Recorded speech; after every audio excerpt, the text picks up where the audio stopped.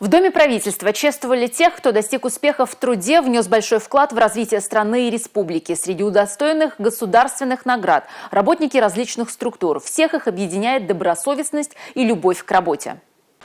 Орден за заслуги в культуре и искусстве получил заслуженный художник Чувашии и России Владимир Нагорнов. Он создал множество скульптур, раскрывающих историю и культуру чувашского народа. Написал картины с изображениями известных людей. Его работы сегодня известны во многих странах. Кстати, Владимир Нагорнов стал первым из Чувашии, кто получил этот орден. Если жить просто так, это неинтересно. Поэтому ставлю программу, чтобы было интересно и не только нам, художникам, так сказать, а и чтобы и артисты, и художники, и писатели, и музыканты, чтобы как-то объединились. Заслуженно оценили и работу Ренаты Федоровой. Она руководит комплексным центром социального обслуживания населения Чебоксар. По ее труду видно, что она искренне любит свою профессию.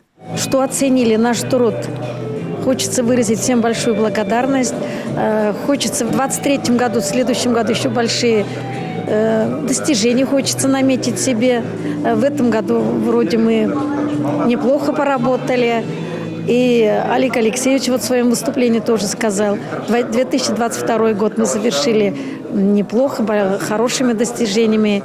Орденами, медалями, почетными званиями и грамотами как федерального, так и республиканского уровня всего отметили 35 жителей республики. Милена Алексеева, Елизавета Цветкова, Николай Скворцов, Республика.